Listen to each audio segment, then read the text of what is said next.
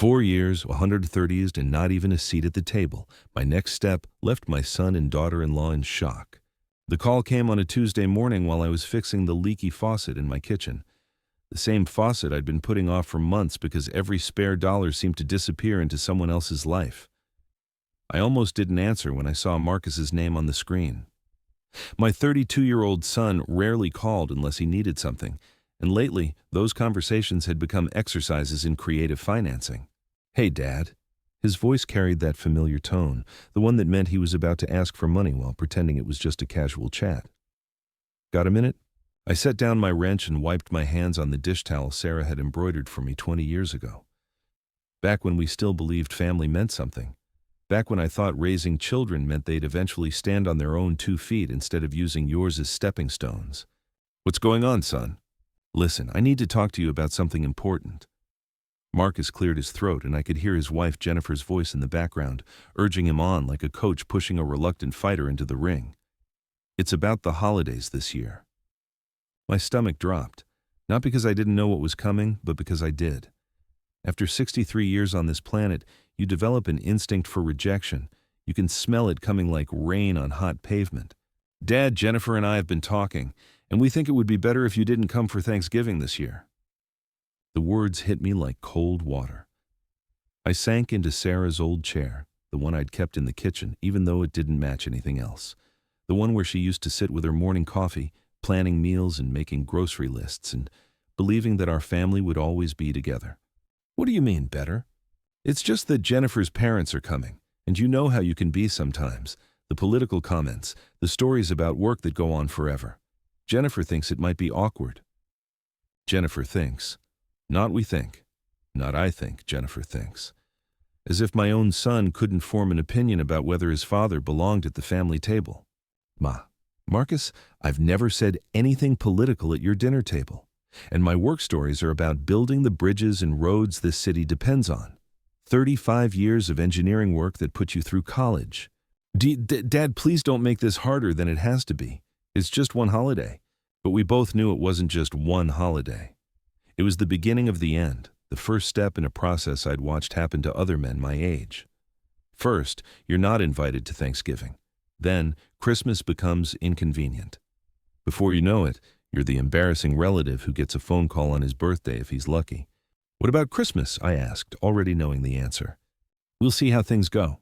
I closed my eyes and counted to 10, a trick Sarah had taught me during Marcus's teenage years when his attitude had first started turning sour. She'd been gone for 3 years now, and I wondered what she'd think about her son choosing his wife's comfort over his father's place at the table. "All right, Marcus, I understand." "Really? You're not mad?" "No, son, I'm not mad. I was lying, of course. But anger wasn't the right word for what I was feeling. Disappointment, maybe. Betrayal, definitely. The slow-burning realization that the child I'd sacrificed everything for had grown into a man who saw me as an inconvenience to be managed. After I hung up, I sat in that kitchen for a long time, listening to the drip, drip, drip of the faucet I still hadn't fixed. The house felt bigger somehow, emptier, like it was already practicing for all the holidays I'd be spending alone. That's when I started thinking about numbers. Specifically, the numbers in my desk drawer upstairs. The mortgage statements I'd been handling for Marcus and Jennifer's house. The beautiful 4-bedroom colonial in Maple Heights that they'd fallen in love with but couldn't afford. The dream home that required a co-signer with good credit and steady income. The house that was technically half mine.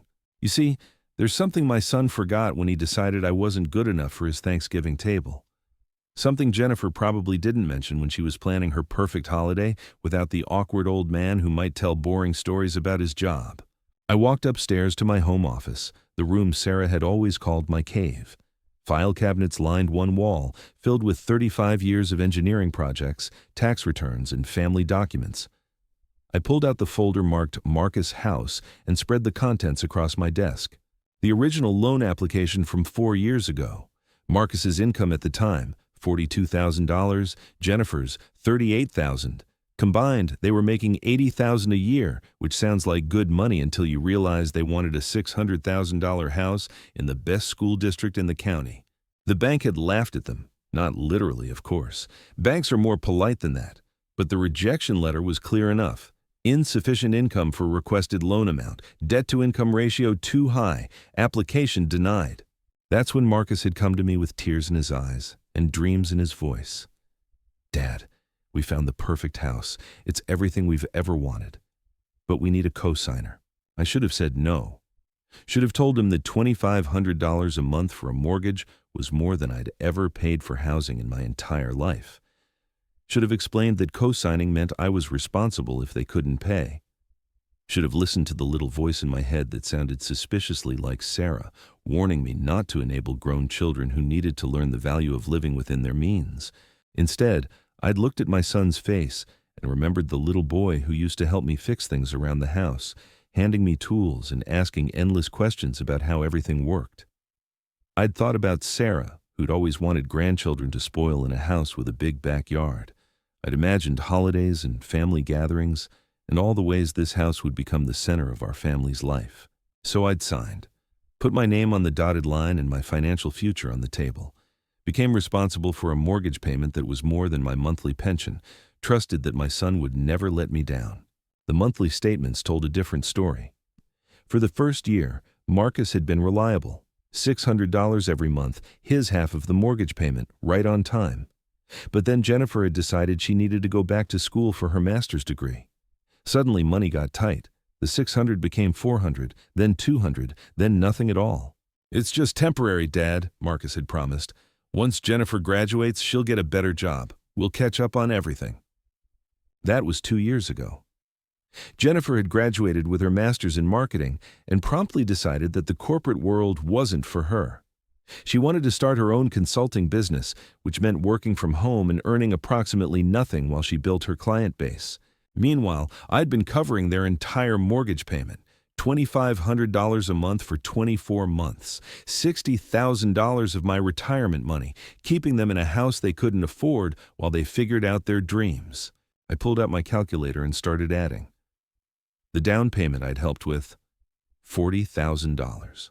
The mortgage payments I'd covered, $60,000.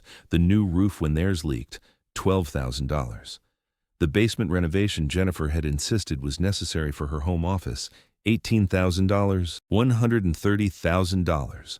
More money than I'd ever spent on myself for anything. More than Sarah and I had saved for our retirement. All of it poured into a house where I was no longer welcome for Thanksgiving dinner. I leaned back in my chair and looked around my office.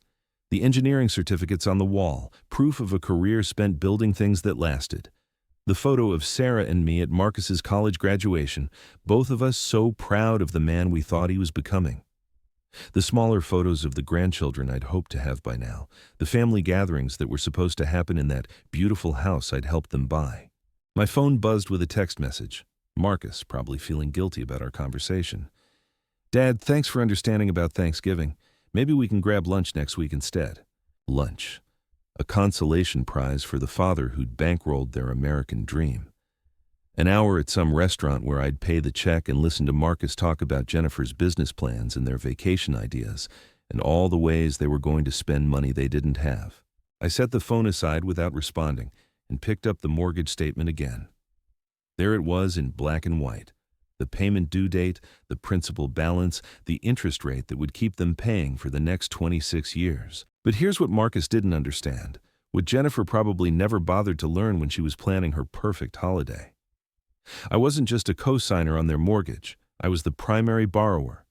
The house was in my name first, Marcus's second, which meant I had certain rights he'd forgotten about, rights that came with responsibility.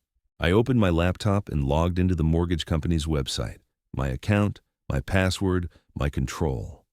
The automatic payment was set up from my checking account, had been for the past 2 years. Every month, $2,500 disappeared from my retirement fund and kept their dream alive. There was a button at the bottom of the payment screen. Cancel automatic payment. I'd seen it 100 times but never clicked it, never even considered clicking it, because that would be cruel, wouldn't it? That would be the action of a bitter old man who couldn't accept his son's boundaries. Except I wasn't bitter. I was tired. Tired of being treated like an ATM with inconvenient emotions. Tired of funding a lifestyle for people who thought I was too embarrassing to share a meal with. Tired of enabling grown adults who'd never learned the connection between actions and consequences. I clicked the button. A confirmation screen popped up. Are you sure you want to cancel this automatic payment? This action cannot be undone without setting up a new payment schedule. My finger hovered over the mouse. Once I clicked confirm, there would be no taking it back. Marcus would get a notice in a few days that the mortgage payment was overdue. He'd call me in a panic, probably with Jennifer crying in the background about losing their house. There would be arguments and accusations and probably some very ugly truths spoken out loud. But maybe, just maybe, there would also be some learning. Some growing up. Some understanding that family relationships work both ways, and respect isn't something you can take for granted just because someone shares your DNA. I thought about Sarah, about what she'd say if she were sitting in her kitchen chair right now, watching me make this decision. She'd always been the practical one, the one who could see through people's excuses and get to the heart of things. Roy, I could almost hear her saying, sometimes the most loving thing you can do is let people face the consequences of their choices. I clicked confirm. The screen flashed briefly, showing a cancellation number and a polite thank you message from the mortgage company. Just like that, 36 months of automatic payments came to an end. No dramatic music, no warning bells, just a simple digital transaction that would change everything. I closed the laptop and sat back in my chair, feeling something I hadn't experienced in years. Not relief exactly, but something close to it. The weight of carrying someone else's financial burden had been lifted, even if only temporarily. Even if it meant everything was about to get very complicated. My phone rang almost immediately. Not Marcus, but Jennifer. Her contact photo smiled at me from the screen, a picture from their wedding day when she'd hugged me tight and called me the best father-in-law in the world, back when my wallet was still useful to them. Hi, Roy. Her voice was strained, artificial sweetness coating something sharper underneath. I hope you're not upset about the Thanksgiving thing. You know how stressful the holidays can be. I almost laughed. She was calling to manage me, to smooth over the rejection with empty platitudes and careful explanations. The same way you'd handle a difficult client or an inconvenient neighbor. Professional courtesy for the man who'd been subsidizing their mortgage for 2 years. I'm not upset, Jennifer. Good, because Marcus was worried. You know how sensitive he is about family stuff. Sensitive. My son, who'd just uninvited his father from Thanksgiving, was sensitive about family stuff. The irony was almost beautiful in its completeness. Actually, Jennifer, since you called, there's something we should discuss. I could hear her moving around in the kitchen I'd helped renovate, probably organizing something or cleaning the way she did when she was nervous. Multitasking through uncomfortable conversations was her specialty. What's that? I've been thinking about the mortgage situation. You know, the payments I've been covering. The movement stopped. Complete silence on her end, the kind of quiet that meant someone was recalculating their entire approach to a conversation. Roy, we've been meaning to talk to you about that. Things are really picking up with my business. I should be able to start contributing again soon. Soon. The same word she'd been using for 18 months. Soon, she'd have clients. Soon, the money would start flowing. Soon, they'd be able to handle their own responsibilities like the adults they claimed to be. That's wonderful to hear, Jennifer. In fact, I'm so confident in your business success that I've decided to help you and Marcus become more independent. What do you mean? I could picture her face, the way her smile would freeze when she sensed a conversation wasn't going the direction she'd planned. The same expression she'd worn when I'd suggested they might want to consider a smaller house, something more within their budget range. I've canceled the automatic mortgage payment from my account. Starting next month, you and Marcus will be handling the full payment yourselves. The silence stretched so long I thought the call had dropped. When Jennifer finally spoke, her voice had lost all pretense of warmth. Roy, you can't do that. We're not prepared for that kind of expense right now. Diaz, then maybe you should have thought about that before deciding I wasn't good enough to share your Thanksgiving table. That's not what this is about. This is about family dynamics and making sure everyone's comfortable. Family dynamics. I'd heard that phrase before, usually from people who were trying to justify treating someone badly while maintaining the moral high ground. It was therapy speak, the kind of language that made cruelty sound reasonable. Jennifer, let me ask you something. In your business, when clients don't pay their bills, what do? That's completely different. Is it? Because from where I'm sitting, I've been providing a service for 2 years without compensation. The only difference is that I did it out of love instead of contractual obligation. I could hear Marcus in the background now, asking what was wrong, his voice getting louder as Jennifer tried to wave him away. She was losing control of the narrative, and we both knew it. Roy, please, can we talk about this rationally? I am being rational. I'm being more rational than I've been in years. Marcus's voice came through clearly now. He'd taken the phone from his wife, and I could hear the panic already setting in. Dad, what's going on? Jennifer says you canceled the mortgage payment? That's right, son. You can't do that. We'll lose the house. Then I guess you'll need to figure out how to make the payment yourselves. The words came out colder than I'd intended, but I didn't take them back. Sometimes cold was what people needed to hear. Sometimes the truth required a sharp edge to cut through years of comfortable lies. Dad, this is insane. You're destroying our lives over a dinner invitation? Marcus, I've given you $130,000 over the past 4 years. $130,000. Do you have any idea what that money could have bought for my retirement? What trips Sarah and I could have taken if she'd lived long enough? What repairs I could have made to this house that's falling apart while I keep yours standing? We never asked you to do that. The lie came so easily, I almost believed he meant it. Almost believed that all those tearful conversations about needing help, about temporary setbacks and promising to pay me back, had been my imagination. You're right, Marcus. You never asked, you begged, you cried. You brought Jennifer over here to explain how much this house meant to your future together. You made me feel like saying no would make me the worst father in the world. That's not how it happened. Then tell me how it happened. Tell me about all those times you promised this was temporary. Tell me about Jennifer's business that was going to solve everything. Tell me about the respect and gratitude I was supposed to receive for sacrificing my financial security for your dreams. The line went quiet, except for the sound of Jennifer crying in the background. Not the pretty crying you see in movies, but the ugly, desperate sobbing of someone whose carefully constructed world was collapsing. Dad, please, we can work this out. We can set up a payment plan or something. A payment plan for what? The $60,000 you already owe me? Or the $2,500 you'll owe next month when the mortgage comes due? Both, whatever it takes. I looked around my office again, at all the evidence of a life spent building things, fixing things, making things work. The same instincts that had made me a good engineer were telling me this conversation was a structural problem that couldn't be repaired with quick fixes and promises. Marcus, here's what's going to happen. You have 28 days to make next month's mortgage payment. If you don't, the bank will start foreclosure proceedings. And then what? You'll just let us lose our house? Then you'll learn what thousands of other people your age already know. That houses cost money, that dreams require sacrifice, that you can't build a life on someone else's foundation and expect it to stand forever. Jennifer had grabbed the phone back, her voice thick with tears but sharp with accusation. This is cruel, Roy. This is vindictive and cruel, and not what Sarah would have wanted. The mention of my wife's name hit like a physical blow. Jennifer knew exactly where to strike, exactly which wounds were still tender after 3 years.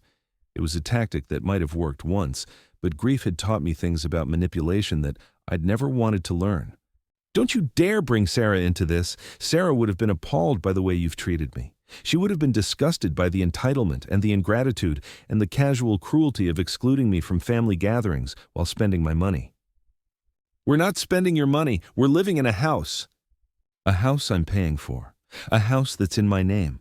A house that belongs to me more than it belongs to either of you.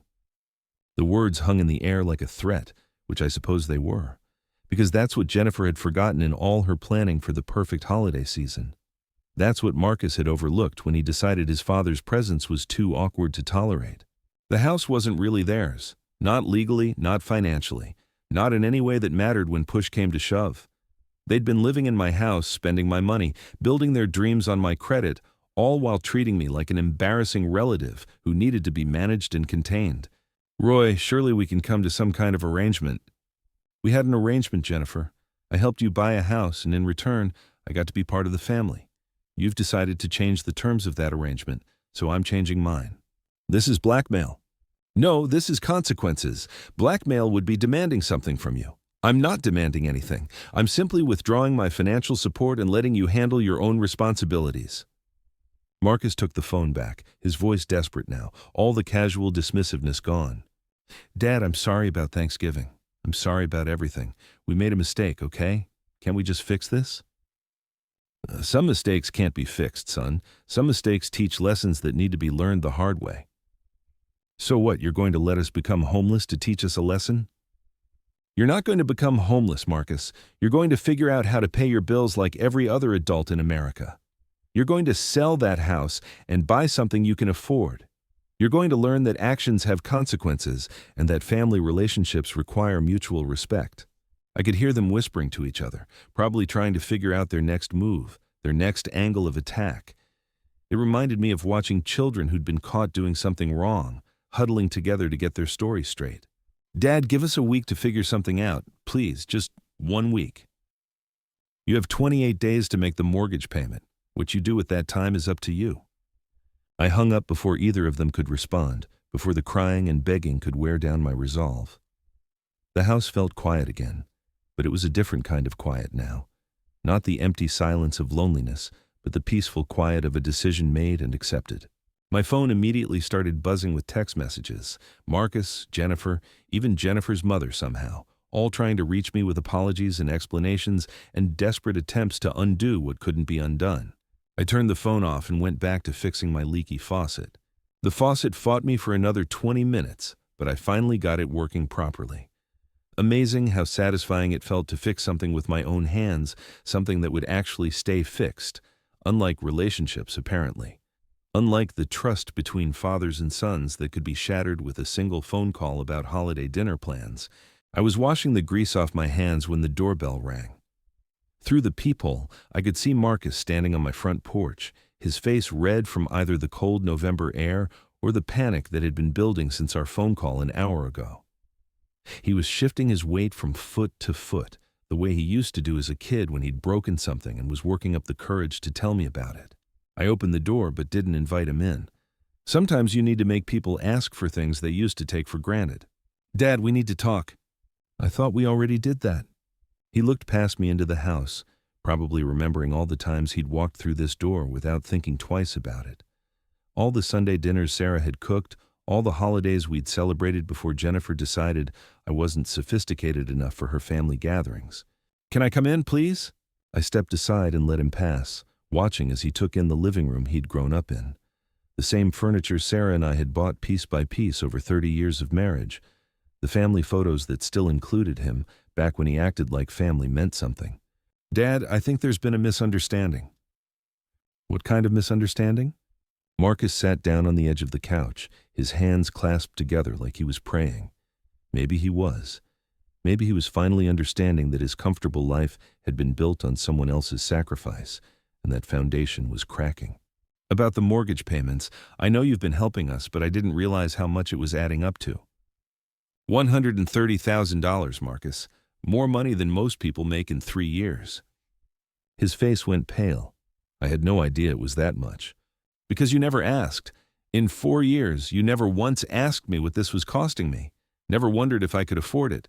Never considered that I might have my own financial needs. I just assumed. You assumed what? That I was rich? That retirement meant I had unlimited money to throw at your problems? Marcus ran his hands through his hair, a gesture so familiar it took me back 20 years, to when he was 12 and trying to explain why his bicycle was in pieces in the garage. Back then, I'd helped him fix it. Back then, I'd believed that teaching him to solve problems would make him stronger. I assumed you wanted to help. You never said it was a burden.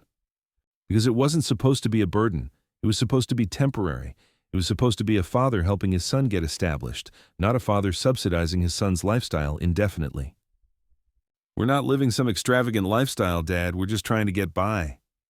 I walked to the window and looked out at my own house, at the gutters that needed cleaning and the driveway that needed resurfacing. All the maintenance I'd been putting off while I kept his house perfect. Getting by in a $600,000 house, getting by with granite countertops and hardwood floors in a 3-car garage, getting by while your father lives on Social Security and a small pension. You never told us you were struggling. I wasn't struggling until I started paying your bills. Do you want to see my bank statements, Marcus? Do you want to see what's left of the retirement account your mother and I spent 40 years building? The question hung in the air between us. I could see him calculating, probably for the first time, what his comfort had cost me. What dreams Sarah and I had given up so he could live his. I didn't know, Dad. I swear I didn't know. But you knew enough to exclude me from Thanksgiving. You knew enough to decide I wasn't good enough to sit at the table in the house I'm paying for. Marcus flinched like I'd slapped him. That wasn't about money. That was about Jennifer's parents being comfortable. And what about my comfort, son? What about my feelings?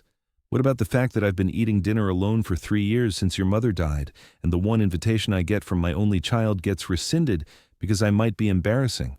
His eyes filled with tears, but I wasn't moved by them anymore. I'd cried my own tears in the months after Sarah died, when Marcus was too busy with his new house and his wife's demands to check on his grieving father. I made a mistake, Dad, a terrible mistake, but destroying our lives won't fix it. I'm not destroying anything, Marcus. I'm just stopping the destruction of my own life to prop up yours. What do you want from us? An apology? You have it. I'm sorry. We're both sorry. I want you to grow up. I want you to take responsibility for your choices. I want you to understand that being an adult means paying your own bills and living within your means. And if we can't make the mortgage payment? I turned away from the window to look at him directly. My son, 32 years old, finally asking the question he should have asked 4 years ago when he signed his name to a loan he couldn't afford.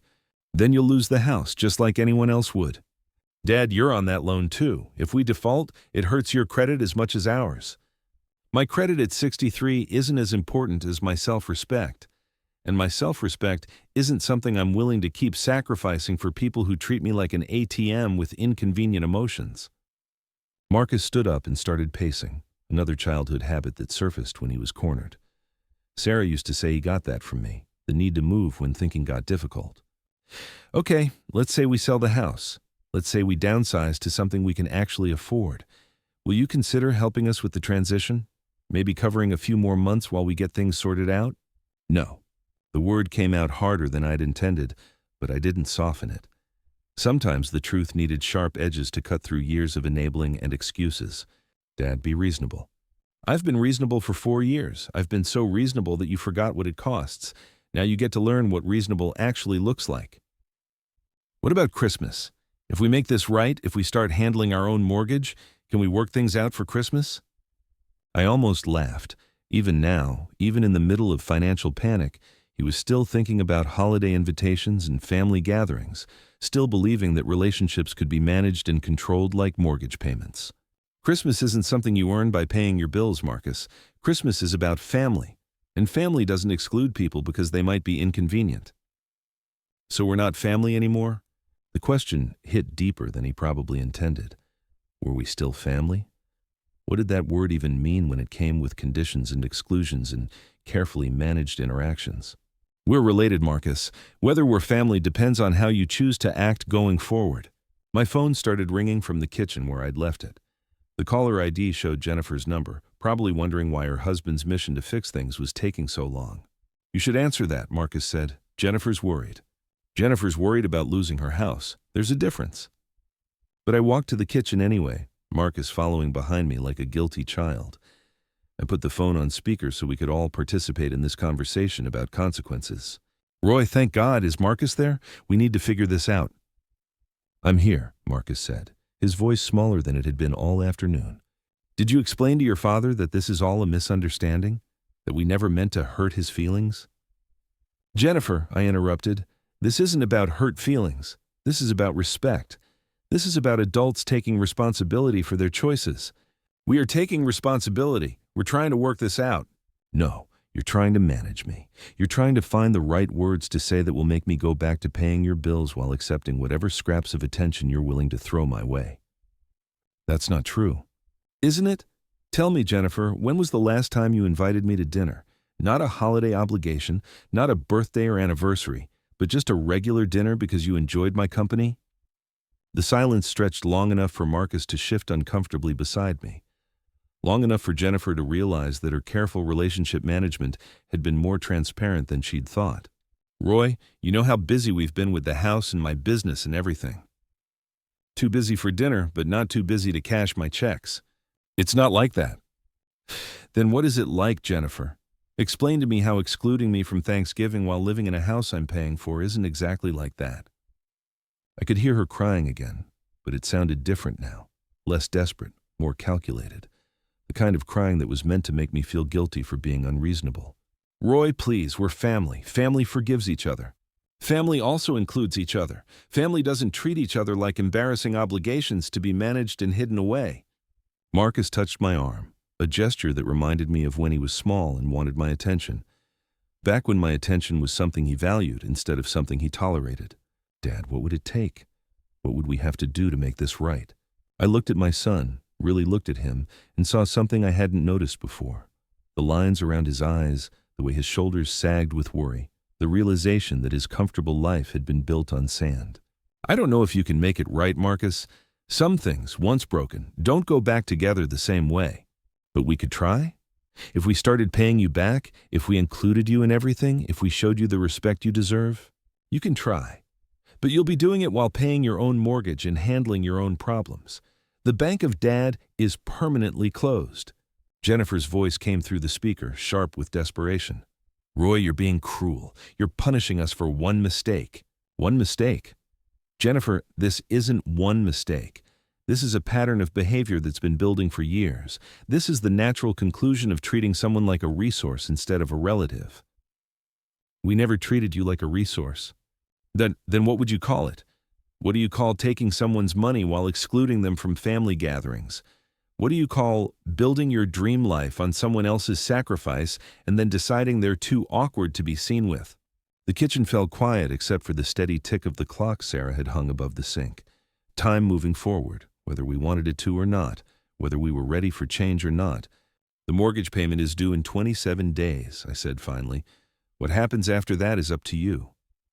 I hung up the phone and looked at Marcus, who was staring at his hands like they might hold answers to questions he'd never thought to ask. Dad, I know I screwed up. We both did. But losing the house won't teach us anything except how to be homeless. You won't be homeless, son. You'll be people who live in housing they can afford, like the majority of Americans. You'll be adults who pay their own bills and make their own way in the world. And what about us? What about our relationship? I walked to the sink and looked out the window at the bird feeder Sarah had insisted we hang from the old oak tree. It was empty now, had been for months. Another small maintenance task I'd been neglecting while I maintained someone else's life. Our relationship will be whatever you make it, Marcus, but it won't be built on financial obligation anymore. It won't be something you have to manage or endure or work around. If we have a relationship going forward, it'll be because you actually want one. I do want one. Then you'll figure out how to have one without my money smoothing the way. Marcus stood there for a long moment, probably waiting for me to change my mind, to soften the blow, to go back to being the accommodating father who never said no to anything. But that man had died somewhere between the Thanksgiving rejection and the realization that love without respect was just expensive sentiment. I should go, he said finally. Jennifer's probably worried. Yes, you should. You have a lot to figure out in the next few weeks. He walked toward the door, then stopped and turned back. Dad, for what it's worth, I really am sorry. About Thanksgiving, about taking advantage of your generosity, about all of it. I know you are, son. Sorry is a start, but it's not a solution. After he left, I filled the bird feeder and hung it back on its hook. Within minutes, cardinals and blue jays were fighting over the seeds, their bright colors a stark contrast to the gray November afternoon. Life going on, adapting to new circumstances, making the most of whatever was available. That evening, I made myself a proper dinner for the first time in months. Grilled chicken, steamed vegetables, a glass of wine Sarah and I had been saving for a special occasion. It occurred to me that surviving the collapse of enabling relationships might qualify as special enough. The phone rang twice while I was eating, both times showing numbers I didn't recognize. Probably Marcus and Jennifer trying different approaches, different phones, different strategies to get around my newfound boundaries. I let them ring. After dinner, I sat in Sarah's chair with her favorite cookbook, planning meals for one person who finally had enough money left over to buy good ingredients. Tomorrow I'd start looking into that trip to Ireland she'd always wanted us to take, the one we'd kept postponing because there was always some family crisis that needed financial attention. 26 days until the mortgage payment was due. 26 days for my son and his wife to learn what I'd known for 40 years. That security isn't something you can borrow indefinitely, and that the most expensive thing in life is often the price of someone else's respect. Outside, winter was coming to Indianapolis, and for the first time in years, I wasn't worried about heating bills or maintenance costs or unexpected expenses. For the first time in years, my money was my own. It felt like the beginning of something I'd almost forgotten how to have, a life lived on my own terms. The next few days passed in a strange kind of peace. No frantic phone calls about emergency repairs or unexpected bills. No texts asking me to cover utilities or insurance payments. Just quiet mornings with my coffee and the newspaper, evenings with books I'd been meaning to read for years, and the odd sensation of money staying in my bank account instead of flowing out like water through a broken dam. On Thursday, Jennifer's mother called. Patricia Williams had always been cordial to me, in that polite way reserved for people who weren't quite good enough for her daughter, but had to be tolerated for family harmony. She'd never asked about my work or my interests, never remembered Sarah's name without prompting, but she'd always managed to smile and make small talk when circumstances required it. "Roy, I hope you don't mind me calling directly?" Her voice carried that practiced sweetness that wealthy women use when they're about to ask for something they consider beneath them. "Jennifer told me about this little misunderstanding you're having." Little misunderstanding. As if 4 years of financial exploitation and social exclusion could be dismissed with careful word choice and the right tone of voice. "Patricia, there's no misunderstanding. I've simply decided to stop paying my son's mortgage." "Ma? Well, yes, but surely you can see how this affects more than just Marcus and Jennifer. There are grandchildren to consider." Grandchildren. The hypothetical grandchildren that Marcus and Jennifer had been promising for 3 years, always next year, always when they were more financially stable, always when Jennifer's business took off. The grandchildren who would supposedly give meaning to all my sacrifice, justify all the money I'd poured into their lifestyle. What grandchildren would those be, Patricia? A pause.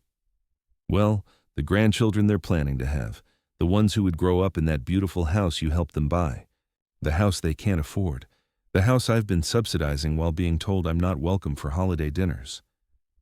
"Roy, you have to understand, Jennifer's family has certain expectations about holiday gatherings. We're very traditional people." Traditional people. Code words for people who thought working-class engineers weren't sophisticated enough for their social circles. People who measured worth by education credentials and trust funds rather than character and sacrifice. "Patricia, let me ask you something. How much money have you contributed to Marcus and Jennifer's mortgage?" "That's hardly the point. How much have you spent on their renovations, their furniture, their lifestyle?" "Roy, this isn't about money. Of course it's about money. Everything's about money when you don't have enough of it. But it's also about respect, and your daughter seems to think she can take one without offering the other." I could hear her breathing change, the way people sound when they're recalculating their entire approach to a conversation. Patricia Williams was used to managing situations with charm and social pressure, but she was discovering that those tools didn't work on someone who had nothing left to lose. "What would it take, Roy? What would it take for you to reconsider this decision?" "It would take a time machine, Patricia. It would take the ability to go back and undo years of being treated like a convenient checkbook instead of a family member." "You're being dramatic." "Am I? Your daughter spent yesterday afternoon calling me vindictive and cruel for expecting them to pay their own bills. Does that sound like someone who understands the concept of gratitude?" She's upset. People say things they don't mean when they're upset. People also reveal what they really think when they're upset. And what Jennifer really thinks is that I owe her a lifestyle I can't afford while being grateful for whatever minimal contact she's willing to allow. Patricia sighed, the sound of someone who'd run out of reasonable arguments and was considering less reasonable ones. "Roy, I want you to know that Jennifer's father has connections throughout the state. Business connections, legal connections. If this situation isn't resolved amicably, it could become quite complicated for everyone involved. Threats now. Veiled, polite threats wrapped in concern for my welfare, but threats nonetheless. The Williams family was showing their true colors, revealing the kind of people who used influence and intimidation when charm and manipulation failed. Are you threatening me, Patricia? Of course not. I'm simply pointing out that sometimes these family disputes can spiral into legal matters that benefit no one. Then you should probably advise your daughter to make her mortgage payments on time. Legal matters tend to resolve themselves when people meet their financial obligations. Roy, please, be reasonable. Reasonable. The same word Jennifer had used, the same plea Marcus had made, as if my decision to stop enabling their lifestyle was somehow unreasonable, while their decision to exclude me from family gatherings while spending my money was perfectly logical. I am being reasonable, Patricia. For the first time in 4 years, I'm being completely reasonable. I hung up and immediately called my bank to confirm that the automatic payment cancellation was still in effect. The representative assured me that no payments would be processed from my account without my explicit authorization. 22 days until the mortgage was due, and counting. That afternoon, I drove to the hardware store to buy supplies for the maintenance projects I'd been postponing. New weather stripping for the windows, paint for the bathroom that had been peeling for 2 years, materials to fix the loose boards on the back deck.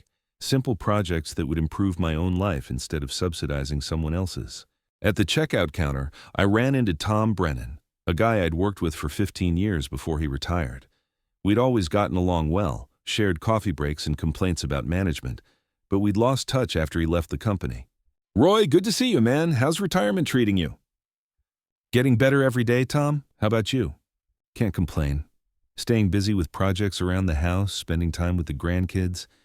You know how it is." Actually, I didn't know how it was. I didn't have grandkids to spoil or visit. I had a son who treated me like an embarrassing inconvenience and a daughter-in-law who thought I wasn't good enough for her dinner parties. "Sounds great, Tom. You should come by sometime, meet the family. Linda's always cooking too much food anyway." The casual invitation hit me harder than it should have. When was the last time someone had invited me somewhere without conditions or calculations? When had anyone wanted my company just for the sake of having it? "I'd like that, Tom. I really would." "Good. How about Sunday? Come for dinner around 2. Nothing fancy, just burgers and good conversation." I drove home with more than just hardware supplies. For the first time in months, I had something to look forward to that didn't involve financial obligations or family drama. Just dinner with people who seemed to actually want me there. That evening, Marcus showed up at my door again. This time he wasn't alone. Through the peephole, I could see him standing on my porch with Jennifer and a man I didn't recognize. Tall, expensive suit, the kind of confident bearing that comes with professional success and social privilege. Probably Jennifer's father, finally making an appearance in this family crisis he'd helped create. I opened the door, but didn't step aside to let them in. Some conversations were better had on neutral ground, where no one got too comfortable. "Dad, this is Jennifer's father, Richard Williams. He wanted to meet you." Richard stepped forward with the practiced smile of a man who'd spent his career managing difficult people and complicated situations. His handshake was firm, his eye contact direct, all the techniques they probably taught in business school for projecting authority and trustworthiness. "Roy, I've heard so much about you. Jennifer speaks of you fondly." Jennifer speaks of me fondly while excluding me from family gatherings and calling me vindictive for expecting her to pay her own bills. The contradiction was almost amusing in its completeness. "Mr. Williams, what brings you by?" "Please, call me Richard, and I was hoping we could have a man-to-man conversation about this situation with the kids." The kids.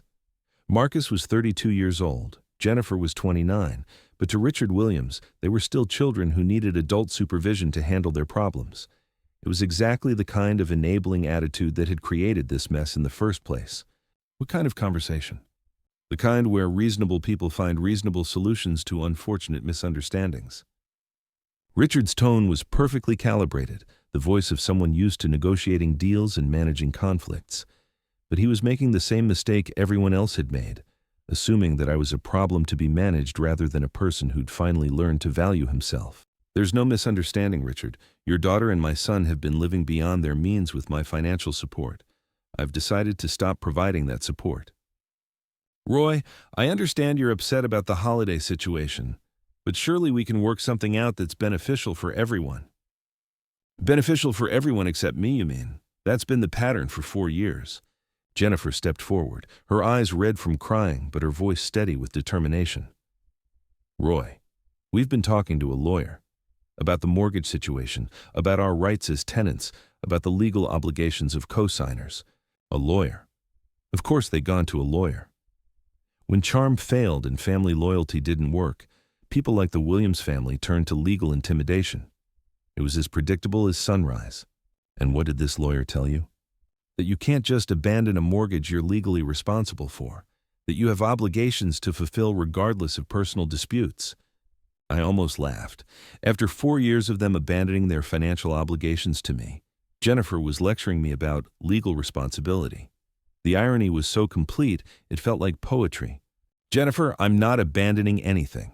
I'm simply requiring you and Marcus to meet your own obligations. The mortgage payment is your responsibility, not mine.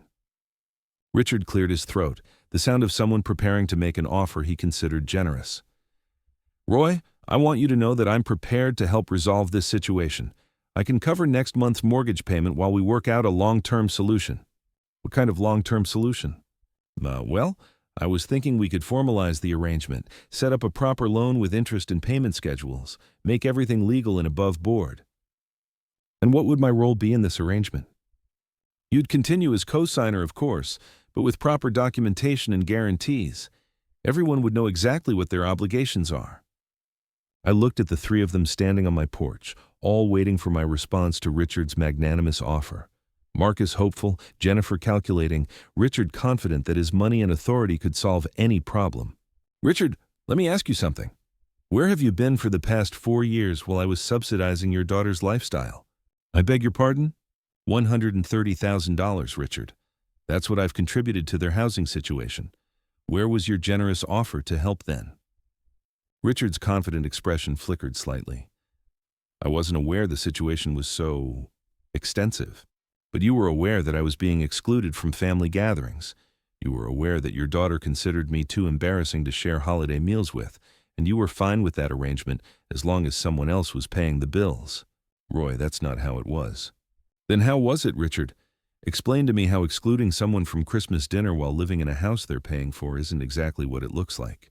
The porch fell quiet, except for the sound of traffic passing on the street behind them. Normal people going about their normal lives, not standing on doorsteps negotiating the price of basic human respect. Look, Richard said finally, mistakes were made. But we're family now, and family takes care of each other. Family includes each other, Richard. Family doesn't treat each other like embarrassing obligations to be hidden away. Marcus stepped forward, desperation clear in his voice. Dad, what if we sold the house? What if we downsized to something we could actually afford? Would you consider helping with the transition? No, Marcus. The bank of Dad is closed permanently. Whatever decisions you make going forward, you'll make them with your own resources. Jennifer's composure finally cracked. This is insane. You're going to destroy our lives over hurt feelings? I'm going to stop destroying my life to subsidize yours. There's a difference. What about your credit? What about your financial reputation? If we default on that mortgage, it affects you too. My credit at 63 isn't as important as my self-respect, and my self-respect isn't for sale anymore. Richard pulled out his phone, probably checking the time or calculating how much of his evening this family crisis was consuming. Roy, I'm prepared to make you a substantial offer, enough to cover your losses and compensate you for your trouble. What kind of offer? $50,000, cash, in exchange for continuing the mortgage payments for 1 more year while the kids get their situation sorted out. $50,000, more money than I'd seen at once since Sarah's life insurance payout. Enough to fix everything wrong with my house, take that trip to Ireland, maybe even buy a newer car. All I had to do was accept 1 more year of being treated like hired help by people who thought my feelings could be purchased. Richard, your offer is generous, but you're missing the point. What point is that? The point is that some things aren't for sale. Respect isn't for sale. Dignity isn't for sale. And the right to be treated like family instead of like a convenient resource isn't something you can buy with a check. Roy, be practical. $50,000 is real money. So is $130,000. So is the retirement account I depleted keeping your daughter in a house she couldn't afford. So are the 4 years of my life I spent believing that generosity would eventually be rewarded with gratitude. I stepped back toward my door, ready to end this conversation before it could devolve into more threats or manipulation. The mortgage payment is due in 21 days. What happens after that is entirely up to Marcus and Jennifer. Dad, wait. Marcus's voice carried a note of panic I hadn't heard since he was a child. What if we invited you to Christmas? What if we made you part of everything going forward? Would that change anything?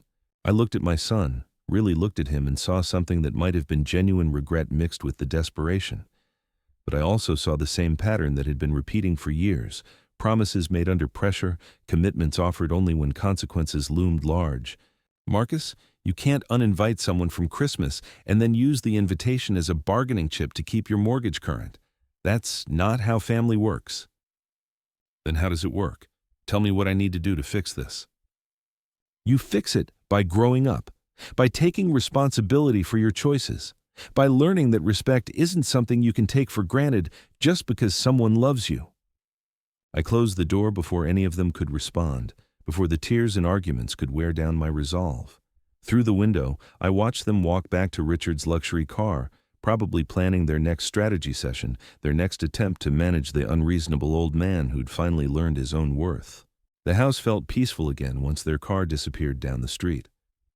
I made myself a cup of tea and sat in Sarah's chair, thinking about Tom Brennan's dinner invitation and the simple pleasure of being wanted somewhere without conditions attached. 21 days until the mortgage payment was due.